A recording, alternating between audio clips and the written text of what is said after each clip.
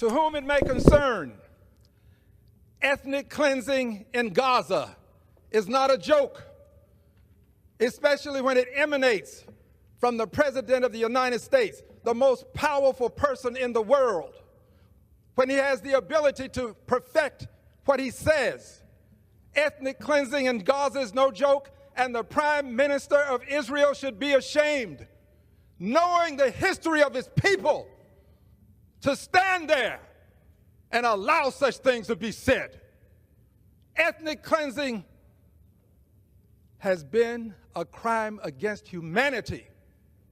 And I stand here today in the well to denounce what was said, to denounce what the president said, to denounce the complicity of the Prime Minister of Israel, and to remind people that Dr. King was right. Injustice anywhere is a threat to justice everywhere. And injustice in Gaza is a threat to justice in the United States of America. I rise to announce that the movement to impeach the president has begun.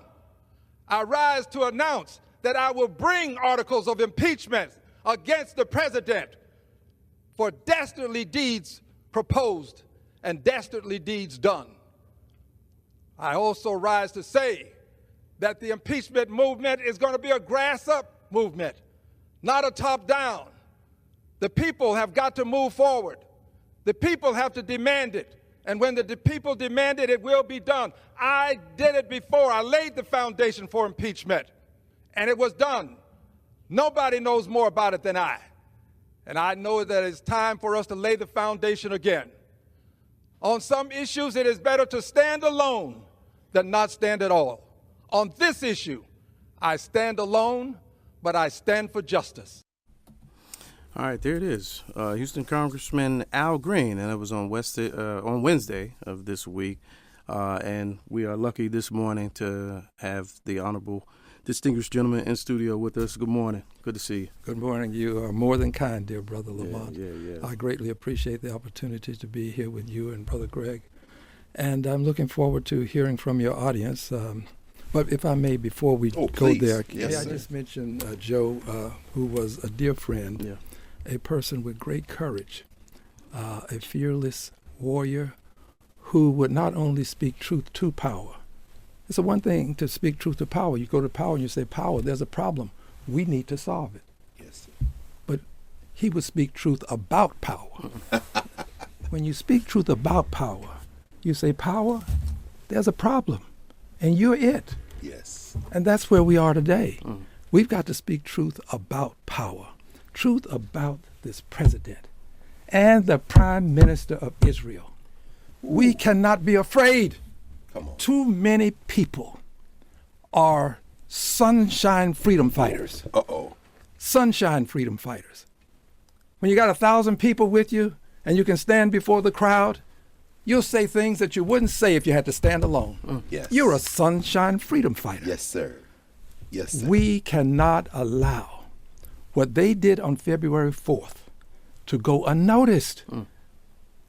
That was they were doing things that could become a threat to global peace. Yes, sir. When you heard the President of the United States talk about moving people from their homeland Yes, sir. to other places. Yes, sir. Said he talked to everybody about it. Everybody likes the idea. Well, turns out the Jordanians didn't like it. Come on. Turns out the Egyptians didn't like it. Sisi jumped right quick. Said, nah, they're not coming. No. doing The that. Saudis didn't like it.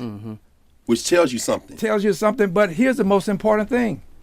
It never spoke to the Palestinians. Oh, of course Now not. you're going to move people from their home, suggest that this is going to be good for them, but never speak to them. My dear brothers, we have to recognize things for what they are. This was a proposal for ethnic cleansing. Absolutely. Ethnic cleansing. Absolutely. You're going to move people from their homeland, Absolutely. not talk to them, treat them like cattle. You just heard them. Because, and we've been very fortunate, and thank you for opening with Joe, because we sit in this studio, in the Black Eagle, in Black Eagle studio, and we know that was your comrade, and like him, you speak truth to power. We've been fortunate over the arc of our months here. We had Yvette Clark on early, and we talked to Benny Thompson last week. We had your colleague Glenn Ivey on yesterday. to talk day before yesterday. You speak the way you do. I'm sure that it's not accidental. As a son of New Orleans, you know something about displacement, right?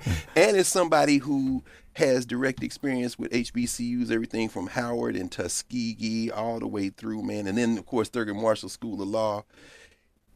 Your grounding in black spaces may be a little different than even some of your colleagues who have come from subsequent generations. When you, in the first term, told Nancy Pelosi, I don't care who the speaker is, I am going to stand and say this man must be impeached, is part of what we face now. I don't say a lack of courage, but perhaps a lack of perspective that has people say, well, maybe we should just, and I'm not going to say, because hopefully we'll talk at some point to Leader Jeffries, but I can't fail but think that some of this is, y'all maybe don't have the experience I have. You have to speak truth to power in the moment the thing occurs, not wait to see. Could you talk to us a little bit about what caused you not only to rise this week, but to rise in the first term? I mean, put this in perspective for us and for the listeners, please, Congressman. For those who do not know me, I have celebrated my 25th birthday for the third time, and I'm now 2 years into my fourth 25th. I went to the back door to get my food from restaurants where I worked. Mm-hmm. I drank from colored water fountains. I sat in the back of the bus.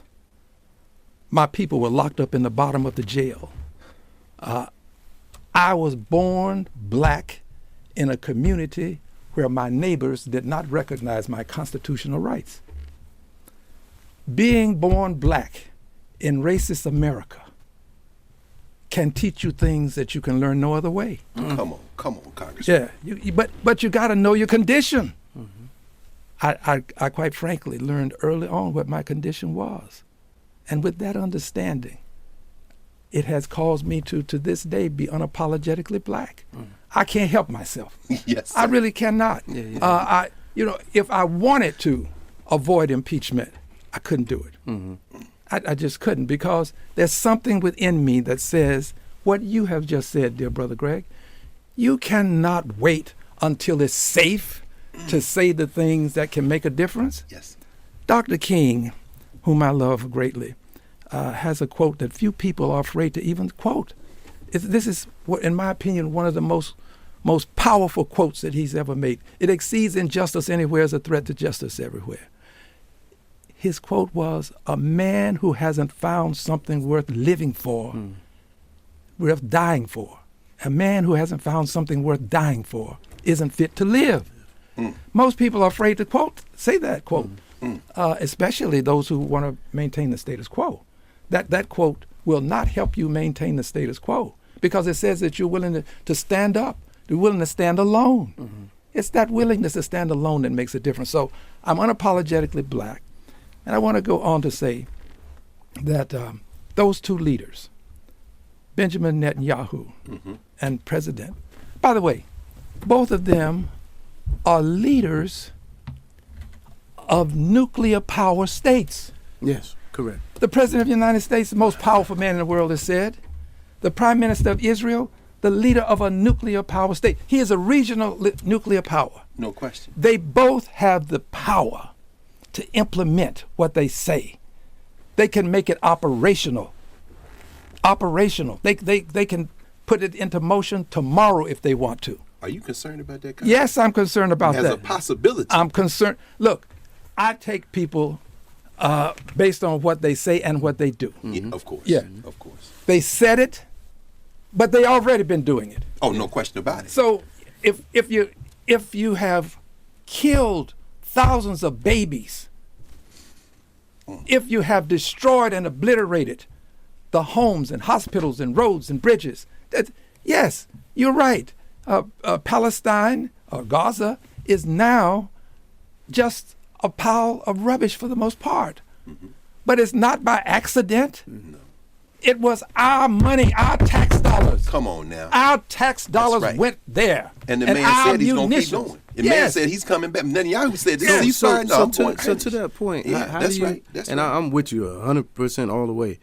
But to that point, how do you, as a sitting elected official, reconcile with what has happened there previously up until that press conference the other day, with regards to the funding? And yes. Well, look, I'm guilty. Okay. I sent more than $50 billion to Israel because I thought Israel wanted a two-state solution. Congressman. Yes, Congressman, yes. You true. you confronting this thing now Well, it's because true. that's what they were saying. Yes. Even Thomas Massey Yes. said this AIPAC thing is serious, man. Yes. They lean on the Congress. Yes. But would you say But guilty? I got to answer your question. Yeah, please. You said, how do I reconcile this in terms of what happened in the past?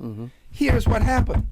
In 1948, when Israel decided it would become a state, the United States of America was the first country to rush there and say, we embrace the idea. Oh, yeah. And the United States of America bonded with Israel at that point, and it created an imbalance because from that point forward, the Palestinians have had to get permission from the Israelis before they could become a state. The United States of America should never have embraced one country without embracing the other. Of course. It was a mistake that was made in 1948. And I work at Howard, and they lift the name of Ralph Bunche. Yes. But we have to be clear about this. Yes. This was a mistake. It was a mistake. Absolutely. It was a mistake. Absolutely. Look, if we are going to live in lies, we're never going to realize the truth about the things that we care about. Yes, sir. We've got to tell the truth. And the truth is, when those two men stood there and talked about how they could relocate the Palestinians, and that indicating that they would be happy. But now, they're not cattle. You can't just decide, okay, we'll herd them over in this area and we'll herd them back to this area. Or they're like dogs. We'll just lock them up in the kennel, put them over here, put them over there. These are people. They have lives. They have memories.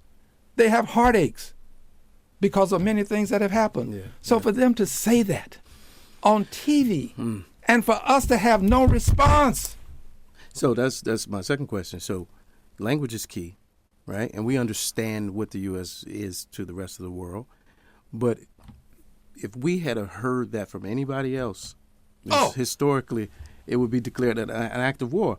So, to your point, why are you the only voice that's outraged and willing to call it ethnic cleansing and willing to call the mere suggestion of it worthy of impeachment? Well, because I understand what you just said, but I'm going to say it in reverse.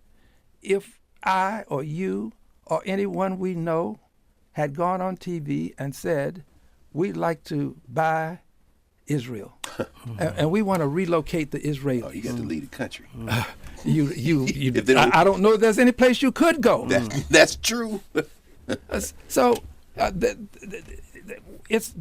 truth is so obvious, but there is no one so blind as he who won't see, not he who can't see, he who refuses to see. You gotta want to see the truth and say it.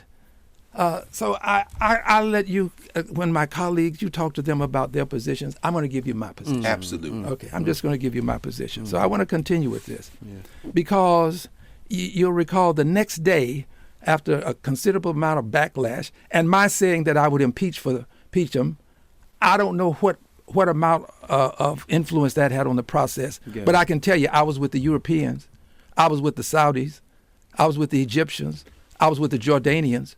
They all agreed that that shouldn't happen. So I was with all those people who said it shouldn't happen, and they were vocal about it. The next day, they then decided not to walk back. That would be too kind to say they were trying to walk it back. They tried to crawl back. Yes, sir. They tried to slither back under the rock that they crawled out from under and make comments about, we meant temporary. Because they noted if it's they say permanent, that is the definition of ethnic cleansing. Absolutely. That's the word that makes it ethnic cleansing. But that has been their agenda all along. He said point you're raising. They could come back if they want to. That's what he said the next day. Oh, it's sure. And the Palestinians who left many years ago who want to come back are still trying to get back. Absolutely. There are more Palestinians in Jordan than in Israel, in Palestine. Yes, sir. And if you look at a map, you will find no Palestine on a map in a place that in 1948 was labeled Palestine. Absolutely. So This is a painful message for me to bring. I did not wake up the morning on the 3rd and then the morning on the 4th with this on my mind. I woke up thinking I was going to go to Congress and deal with issues associated with the Financial Services Committee under the leadership of the Honorable Maxine Waters, someone whom I have great admiration for. So I thought I'm going to go to work, deal. And then I have to embrace, forced on me, all of this and see this happening. So I made my mind up, but I never try to tell people what they must do. Yeah. I can only tell people I'm going to lead by example. But Congressman, with that in mind, and we know that the Congressional Black Caucus has acquired the nickname the conscience of the Congress. You know, certainly you can't tell anybody else what to do. You can only do what you can do. In terms of modeling, you're bringing up something, as you say, is a very sensitive topic. What's your message, and all these listeners, folks we have, to elected officials, not just in the Congress, but people who say they represent our community? What is their responsibility now? I just came from a conversation where we're having that conversation with students at Howard, and they know, what are our representatives doing? What you did yesterday was model leadership, though, man, in a way. What would you say to folks who are saying, yeah, I'm asking for people's votes, I'm saying I represent them, but at this moment, perhaps I'm having a crisis of confidence or courage? Is there a message you can have for them? I would say to my brothers and my sisters, please know that we have to be bold. We have to be bold. We cannot decide that we are going to use the tools that have kept us in this condition to extricate us from it. We've got to be bold. We got to say things that others dare not say. We cannot be sunshine freedom fighters. Yes, sir. You know, you got to be a full-time, all the time, every time, daytime, nighttime, right time freedom fighter. And if you choose not to, I wouldn't tell you what to do, but I just believe that if we don't do this, we do our people a disservice. Yes, sir. They have put all of their faith and confidence in us. Yes, sir. I mean, I'm not here because I'm so brilliant. I'm not in Congress because of great intellect. I'm in Congress because somebody found out what a 90-pound German Shepherd bites like. Somebody found out what losing a loved one in a cause hurts like. Somebody found out what being in jail and locked up for no probable cause without any feels like. There are people who sacrifice so that I could have this job, and it ain't mine. Pardon me for saying ain't. No, I say it for emphasis. Yes, sir. No, but I'm glad you mentioned financial services because, and Maxine Waters, who actually I think was the first person we had in the conversation. First guest. You know, this whole blitz. You know, Steve Bannon has talked about we're just going to throw everything at them and try to distract. But this Musk business and trying to get his hands on payroll information, and we see who they're putting in place in terms of OMB. We talked about this architect of Project 2025 is now confirmed to work on the budget side. How are you thinking about that? Because you not only are in Congress, but you're serving on committees where you see the deadly impact of having these people just come in and try to wreck the mechanisms of the federal government. Any thoughts on what we're really facing and how we can push back against that? Yes, and that one is important. Taking personal information, billionaire has the ability to do things with it that we can't imagine. Okay, but let me tell you about something that is equally or more important. The Department of Education. Yes, sir. Now let me explain. The Department of Education is key to maintaining a certain number of standards. We do that. We can use our influence there to do that. But what is really happening is this.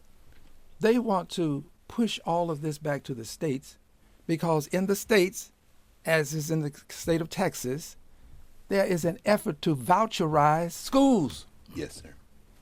Voucherize, meaning we're going to give you a little bit of money. You send your child to the school of your choice, and that can be a private school. My dear brothers and sisters, this voucher notion first appeared after the Brown decision with Milton Friedman. Come on now. Milton Friedman said we can maintain segregation by voucherizing the schools. Let people have their money that don't have a public school system. That's right. So this is an effort to voucherize, which means this is an effort to roll back the clock, to resegregate society. Well, schools are already segregated, as you know, but you saw what happened after Katrina in New Orleans. They basically turned the whole thing into charter schools. I mean, privatized. Right now, in New Orleans. Sir. My friend Larry Cager, who lives there, tells me about this all the time. But now it goes beyond that. If you can do this with the schools, then you can do it with your business. At some point, you're going to have some case before the Supreme Court where a person is going to say, I have the right to serve whom I choose. Well, that was Hobby Lobby. That was a 303 Creative with LGBTQ. I'm not building no website for and they told them that they could do it through the First Amendment. That is going to be the next challenge for us to avoid rolling back the clock. Look, I want people to, if you don't want to live me, I'm not going to force you to live near me. But I do believe that it will not be good for us to have to go back to a segregated society. Segregation grew out of the loss of convict leasing, which was slavery by another name. Come on. So we went from slavery to convict leasing to lawful segregation, which is racism by any name. I don't want to go back to that. I lived it. I experienced it. Yes. So people who say, oh, we were better off, I don't agree. I lived it. I knew that I had a place in society and I couldn't step outside of those boundaries. And someone will say, well, you got a place now. Well, it's a bigger place now. Yeah. We don't want to go back to that. But that's what this is all about. The resegregation of society, putting us in our place. And they're not hiding it either. No, they're not hiding it, but we are. We got to take up. Well, we got to not a break, but we got to wrap it up. Apparently. Oh, okay. Because you haven't gone to FAM and then in Tuskegee. Yes, sir. I'm worried about those HBCUs now, what they're going to do. So, but anyway, maybe we'll have to. We can get some more time another time. I will enjoy coming back. Yes, sir. And I appreciate both of you greatly. I have one last thing. If you just real quick, because you talked about showing up for work and the responsibility in that. And I noticed last week they were trying to subpoena Elon Musk, and they blocked the mere vote of the thought of it. How hard is it for you to come to work every day? Where back in the day it was always my colleague across the aisle and all of that. When that's not present anymore, how hard is it for you to come in and actually work? Collegiality is the thing that makes Congress efficacious. The ability to talk to each other and to negotiate. That's what makes it function. We have lost the sense of collegiality. There are lines that have been crystallized, and that has happened in part because leadership has centralized things such that all things that happen come from the top down. There's no regular order as we knew it many years ago when things would start in the committee level, and you had someone like Charlie Rangel, who's the chair of Ways and Means. He was a powerful chair. If Charlie Rangel wanted something to go to the floor, it went to the floor. That was before it got totally centralized in the Speaker's office. And this is not to demean my dear brother, but this is to say that if everything comes from the top down, those who at the bottom don't have the voices, the loud voices to make a difference. Those people who were antithetical to having Elon come and speak, those people got that message from the top. Yes, sir. They were not in a position to make a decision there. They've got it from the top. And the top is not just the speaker. The top goes to the president. This president is a plutocrat, and the plutocracy is already stepping on democracy, the Constitution. We've got to not allow ourselves to be Pluto puppets. These plutocrats want to make all of us Pluto puppets. Yes, sir. That we step in line, we get in lockstep with them, and then we become Lilliputian politicians. I know that's right. Hey, only Alpha Man could talk like that. From the Texas 9th, Congressman Al what Green. Makes Congress efficacious? Yes, sir. Yes, efficacious. I got some work to do. I got to. Dear brother, you are so Get kind. your vocabulary up. I listen to this program. Now you just being kind. No, that's not true. Yeah. No, that's not true. Can I have a closing word? Please, absolutely. Listen, I just want to say this. Yeah. Probably the best way to say that we have to unify is to share this poem with you, and I'm going to do it as quickly as I can, okay? But I'm going to share this poem with you. It's styled "The Cold Within." 6 human trapped by happenstance in black and bitter cold. Each one possessed a stick of wood, or so the story's told. Their dying fire in need of logs. The first man held his back, because on the face around the fire he noticed one was black. The next man looking across the way saw one out of his church, and he couldn't convince himself to give the fire his stick of birch. The third man sat in tattered clothes. He gave his coat a hitch. Why should his stick of wood be put to use to warm the idle rich?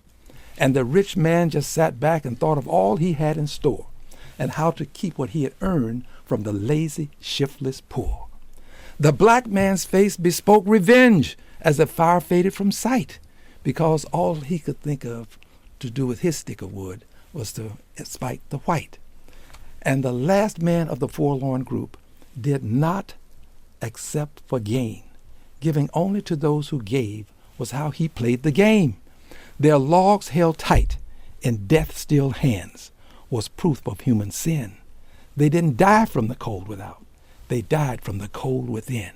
Dear brothers, sisters, regardless of your complexion, regardless of your ethnicity, regardless of your gender, regardless of your station in life, if you want to maintain freedom in this country without fear, we've got to come together. We cannot die from the cold within. Congressman Al Green. Al Green. Congressman, appreciate you. The Texas Ninth, showing the way. Absolute pleasure. Thank you, brother. We'll be back after this. Yes, sir. You're listening to Urban View Mornings on Sirius XM Urban View. We'll be right back.